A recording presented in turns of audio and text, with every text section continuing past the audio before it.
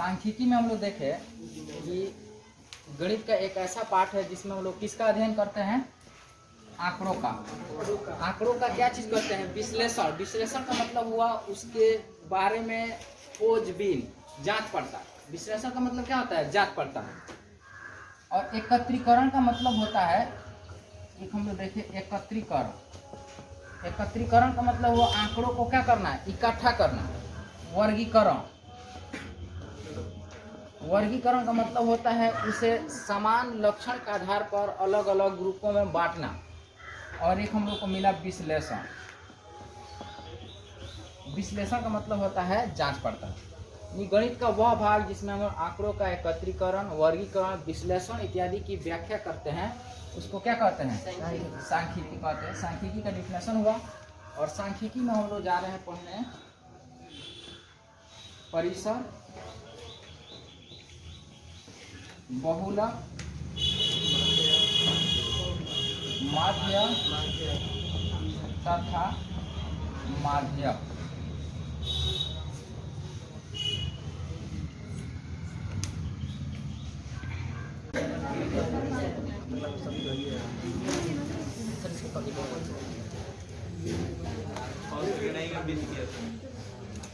काट दिया जाएगा उसको,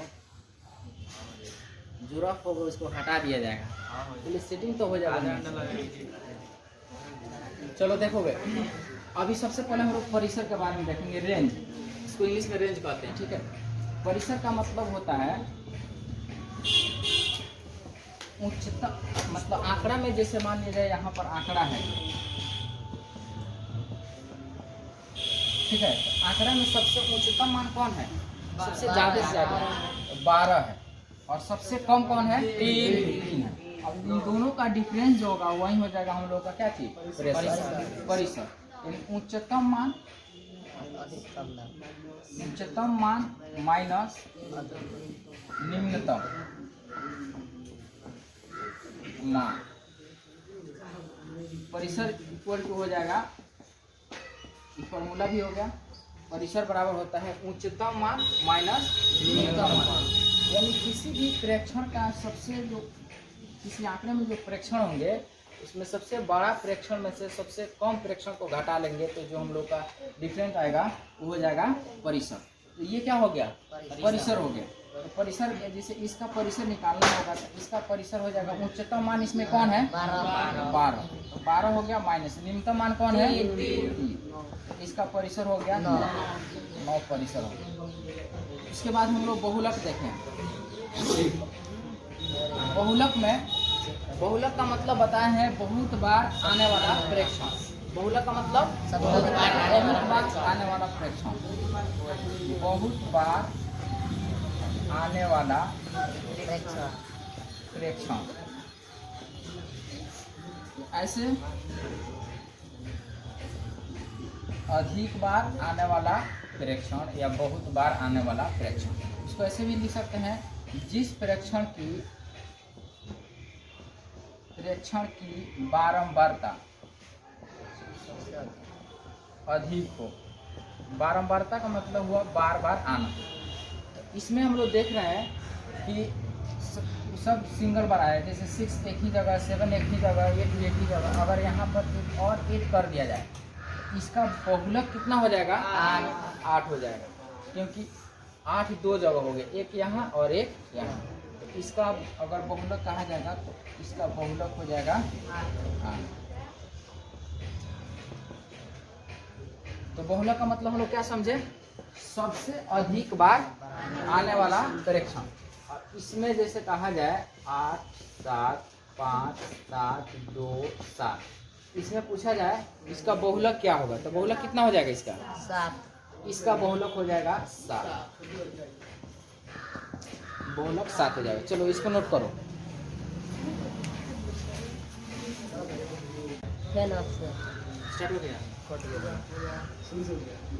स्टार्ट हो गया, रेंज यानी परिसर हम लोगों का क्लियर हो गया। उसके बाद है मोड, बहुलक, ये भी क्लियर हो गया। इसके बाद हम लोग पढ़ना है मीन यानी माध्य। देखो माध्य और एक और बताए हैं एवरेज, औसत, दोनों एक ही चीज को कहा जाता है, इसको एवरेज भी कहते हैं।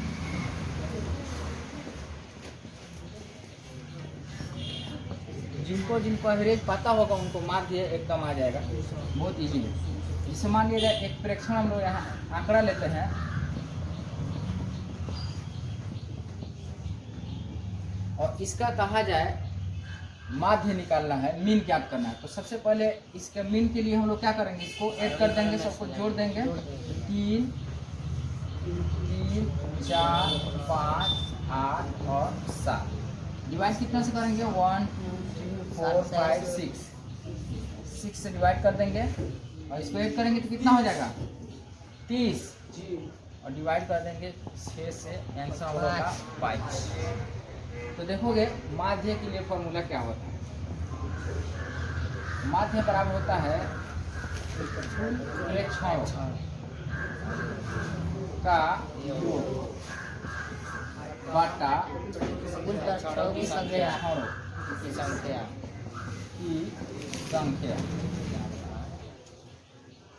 माध्य बराबर कुल प्रेक्षणों का योग बटा कुल प्रेक्षणों की संख्या। इसमें हम लोग प्रत्येक को प्रेक्षण कहेंगे, जैसे 3 एक प्रेक्षण है, 3 एक प्रेक्षण है, 4 एक प्रेक्षण है, और टोटल मिलकर जो बना रहे हैं इसको हम लोग क्या कहेंगे, डाटा कहेंगे, आंकड़ा कहेंगे। तो कुल प्रेक्षणों का योग, जितना भी प्रेक्षण होंगे सबको यहाँ जोड़ दिया गया है। अब प्रेक्षणों की संख्या, तो प्रेक्षणों की संख्या इसमें 6 है, 1 2 3 4 5 6 से डिवाइड कर दिए, तो आंसर कितना हो गया 5। एक टाइप ये वाला आता है, टाइप 1 है। 3 टाइप से इसमें सवाल पूछा जाएगा माध्य से। टाइप 2 में देखेंगे हम। टाइप 2 में है जैसे इस तरह से दे देगा, 3 6 5 4 x 2 x + 3 का माध्य 5 है, तो x का मान ज्ञात करें। चलो सवाल यहाँ पे है। सवाल में कहा जा रहा है 3 6 5 4 x 2 3, x + 3, इसका माध्य कितना है 5 है, तो x का वैल्यू हम लोग को ज्ञात करना है। देखो इसको यहाँ पर मैं कर रहा हूँ। सबसे पहले इसमें भी क्या करेंगे, प्रेक्षण जितने भी होंगे सबको ऐड कर देंगे। तो प्रेक्षण कितना कितना है, 3 6 5 4 x 2 x + 3, और डिवाइड कितना से करेंगे, 1 2 3 4 5 6 7, दोनों मिलकर एक कहलाएगा, एक प्रेक्षण है, तो 7 से डिवाइड कर देंगे, और इक्वल कितना हो जाएगा हम लोग का 5। इनका माध्य कितना है 5 है, तो बराबर हम लोग कितना लिखेंगे 5। अब ध्यान दोगे, इसको ऐड कर देंगे तो कितना आ गया 23, अब प्लस 1 x और यहाँ पर 1 x है, तो 2x बटा 7 को इधर हम लोग भेज देते हैं, तो कितना हो जाएगा 5 × 7, तो 2x को जब छोड़ा जाएगा तो 7 बचे 35, माइनस कितना हो जाएगा 23। x को जब छोड़ा जाएगा इधर तो 35 में से 23 जाएगा 12 बटा 2 यानी 6। x का वैल्यू कितना आ गया 6, तो हम लोग का x का वैल्यू हो जाएगा 6। टाइप 2 है। एक और टाइप पूछेगा, पहले इसको नोट करो, टाइप 1 और टाइप 2।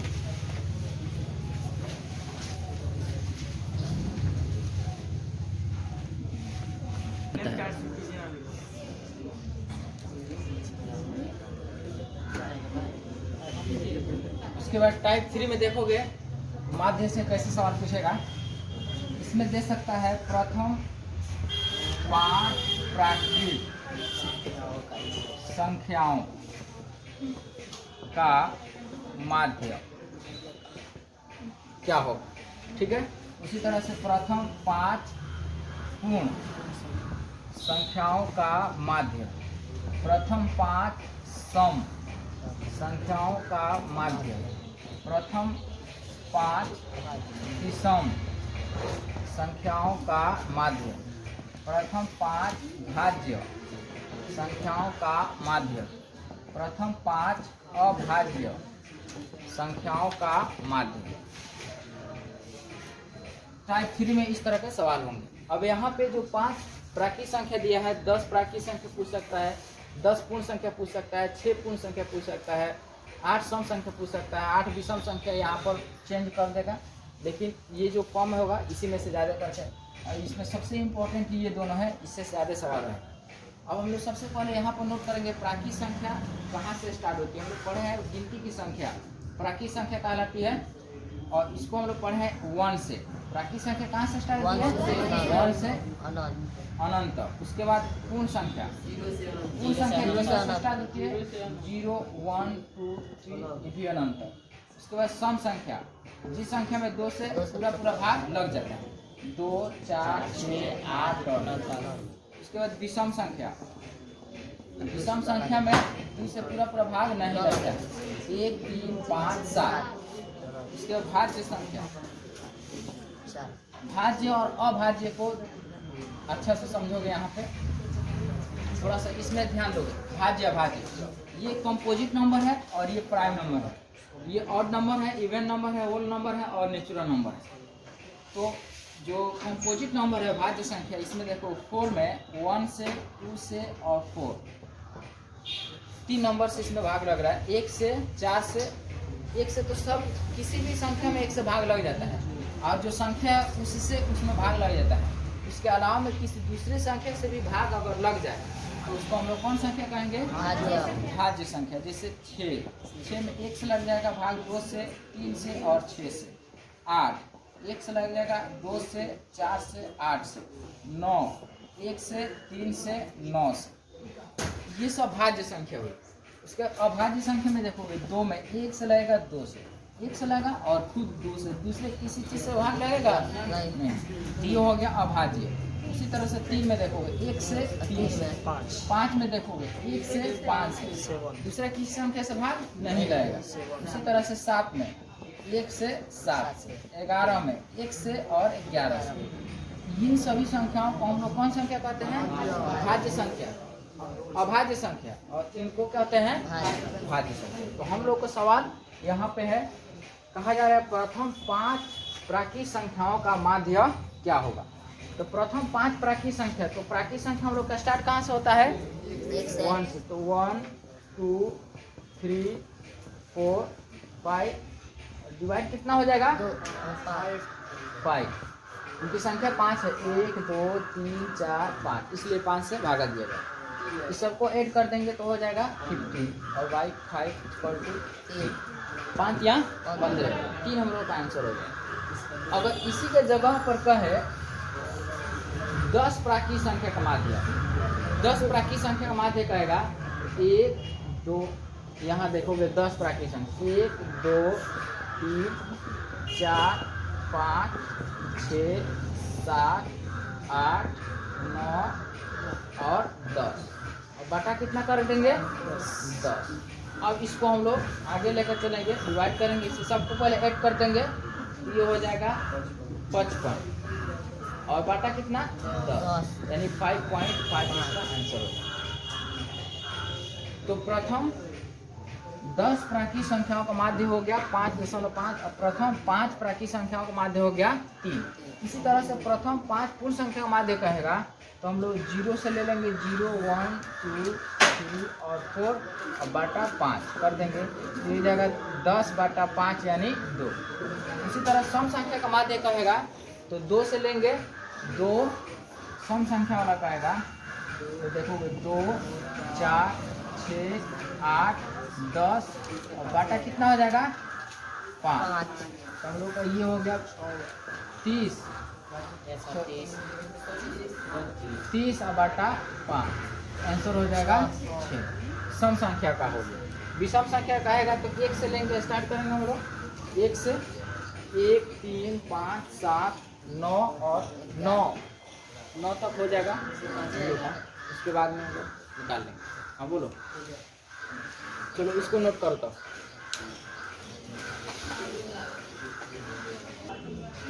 चलो टाइप 3 में ही अभी देखोगे थोड़ा सा अलग से।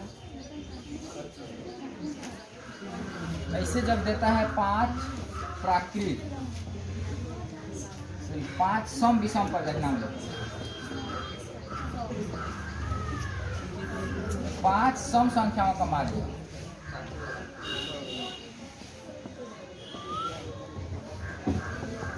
तो 5 सम संख्या पूछ रहा है, इसका माध्य निकालने के लिए 5 से 1 इसमें प्लस कर देंगे और आंसर हम लोग का कितना हो जाएगा 6।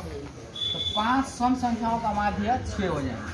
उसी तरह से 10 सम संख्याओं का माध्य पूछे तो 10 में 1 प्लस कर देंगे तो 11 हो जाएगा। उसी तरह से 100 सम संख्याओं का माध्य पूछे 101। उसी तरह से अगर 12 सम संख्याओं का माध्य पूछे तो 13 हो जाएगा। 1 प्लस कर देना है, ठीक है। ये सम संख्या पर हुआ। उसके बाद विषम संख्या के बारे में देखोगे। 5 विषम संख्याओं का माध्य 5 ही हो जाएगा। विषम संख्या में जितना का माध्य पूछेगा आंसर उतना ही हो जाएगा। जैसे 10 विषम संख्याओं का माध्य पूछे तो आंसर हम लोग 10 हो जाएगा। उसी तरह से 100 विषम संख्याओं का माध्य 100 हो जाएगा। 12 विषम संख्या का माध्य पूछे तो आंसर हम लोग का 12 हो जाएगा। उसी तरह से n विषम संख्या का माध्य पूछे तो n ही आंसर हो जाएगा। इसको नोट कर लेना है, टोटल को नोट करना है। उसी तरह से n विषम सम संख्या का माध्य पूछे तो इसमें n प्लस 1 आंसर हो जाएगा। इसको नोट कीजिए जल्दी से। उसके बाद हम लोग को देखना है माध्यक। माध्यक को माध्यिका भी कहा जाता है। इसको इंग्लिश में हम लोग मीडियन कहते हैं। मीडियन मीन्स माध्यक या माध्यिका। और माध्यक या माध्यिका हम लोग देखेंगे ये क्या होता है। तो जैसे एक प्रेक्षण यहाँ ले रहे हैं हम लोग, आंकड़ा।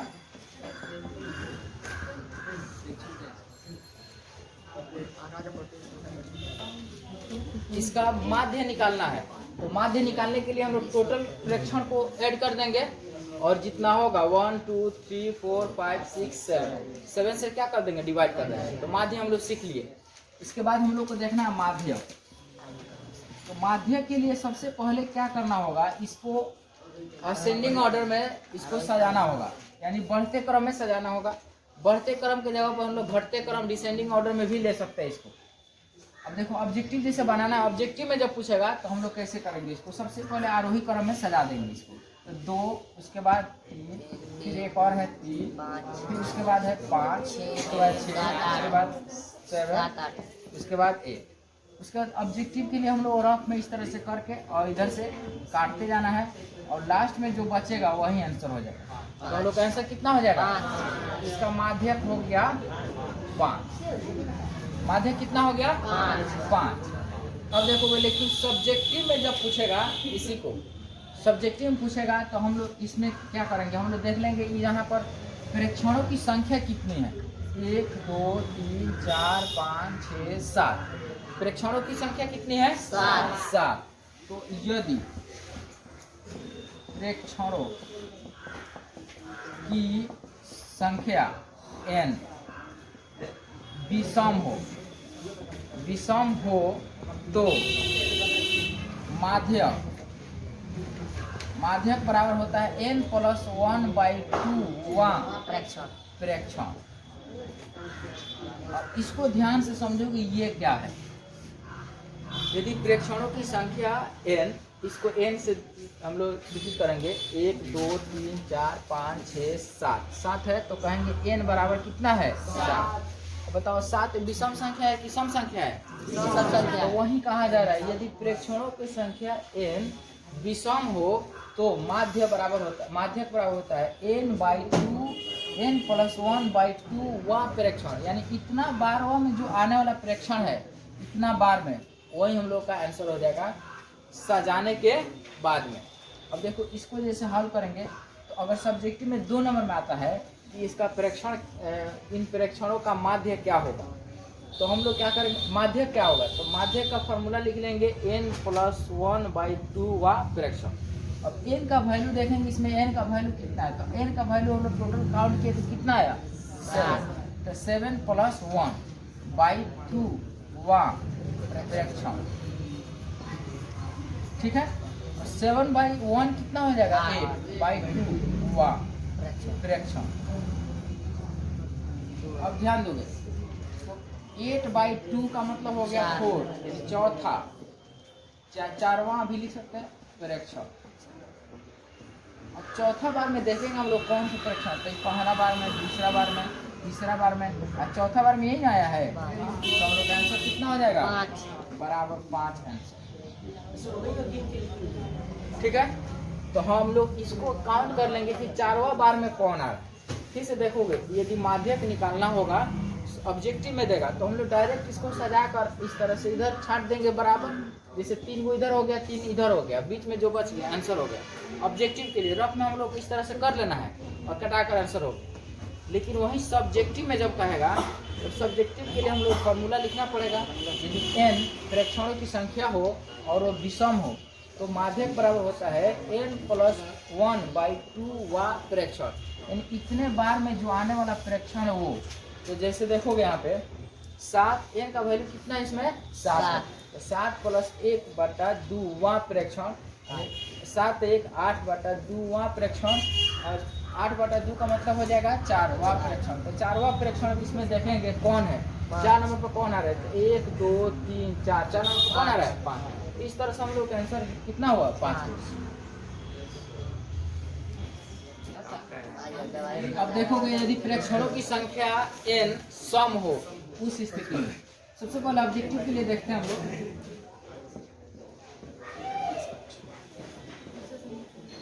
यहाँ पर देख रहे हैं हम लोग 2 8 3 6 7 और 8।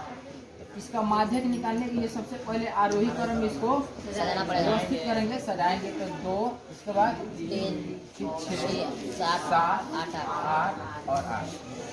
अब देखोगे ऑब्जेक्टिव में जब देगा तो हम लोग सबसे पहले इस तरह से सजा देंगे, उसके बाद दोनों ओर से हम लोग इस तरह से काटते चलेंगे। बीच में 2 को बच गया, अब दोनों को काटना नहीं है इस तरह से, ठीक है। दोनों को क्या कर देना है, जोड़ देना है, जोड़ करके 2 से भागा कर देना है। तो 7 अच्छे 13/2 यानी 6.5 हम लोग का आंसर होगा। ये किस तरह से आया, बीच वाले दोनों को जोड़ दिए हैं, 2 जो बच जाएगा 2 यानी सम होगा तो 2 बचेगा, जैसे 8 आ जाए, इसमें तो 6 आया है, 8 आ जाएगा तो 3 इधर छट जाएगा और 3 इधर छट जाएगा, फिर बीच में 2 बच जाएगा। तो उस स्थिति में दोनों को जोड़कर 2 से भाग कर देंगे ऑब्जेक्टिव के लिए। लेकिन सब्जेक्टिव में अगर देता है इसी क्वेश्चन को बनाने के लिए, तो देखोगे यदि फ्रैक्शनों की संख्या यानी n सम हो, तो यदि फ्रैक्शनों की संख्या n क्या हो सम हो तो क्या करेंगे, माध्यक बराबर हो जाएगा n/2 + 1, n/2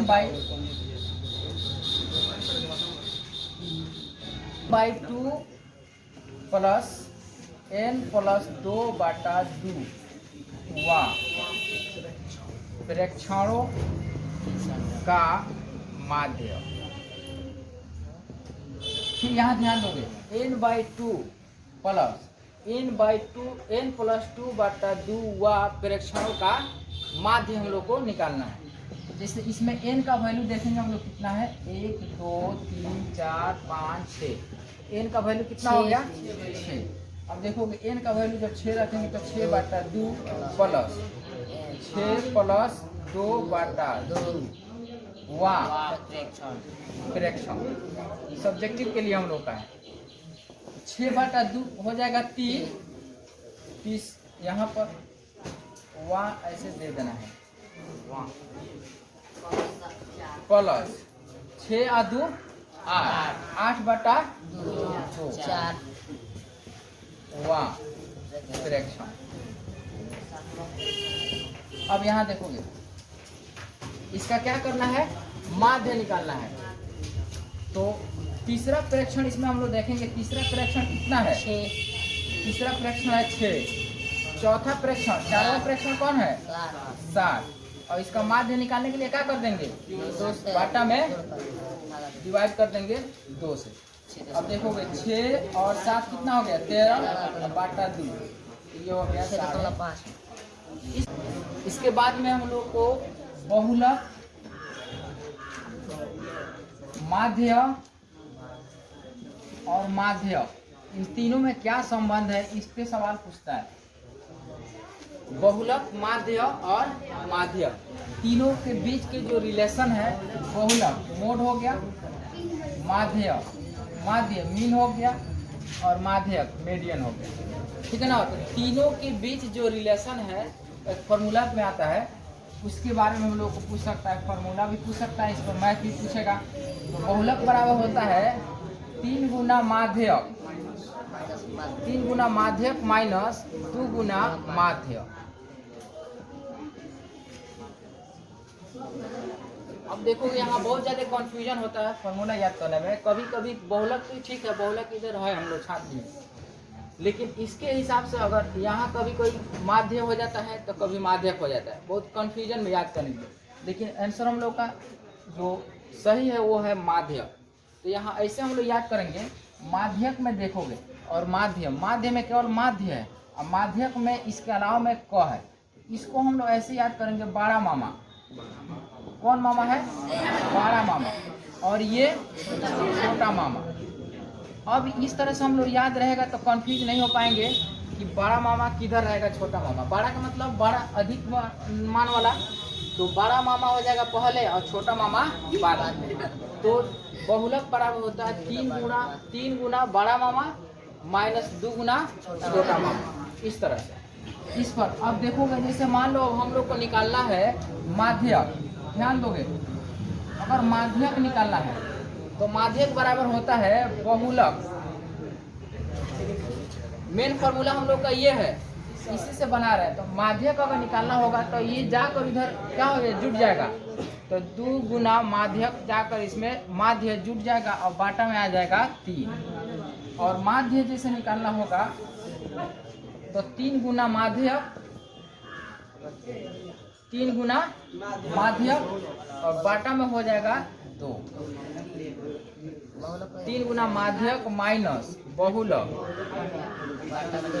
बाटा 2। तो ये हम लोग 3 फॉर्मूला मिला, जिसमें एक ही माध्य निकालना है, तो यहाँ क हो जाएगा माध्य। तो मेन हम लोग फॉर्मूला ये है, बहुलक बराबर 3 गुना बड़का मामा माइनस 2 गुना छोटा मामा। इस पे हम लोग याद करेंगे। ऐसे क्वेश्चन देखोगे, इस पे कहेगा यदि किसी आंकड़ा का माध्यक 3 तथा माध्य 4 हो तो बहुलक क्या होगा, बहुलक ज्ञात करें। सवाल इस तरह से पूछेगा, तो हम लोग बहुलक निकालना है तो बहुलक वाला फॉर्मूला लगाएंगे। बहुलक बराबर होता है 3 गुना बड़का मामा माइनस 2 गुना छोटा मामा।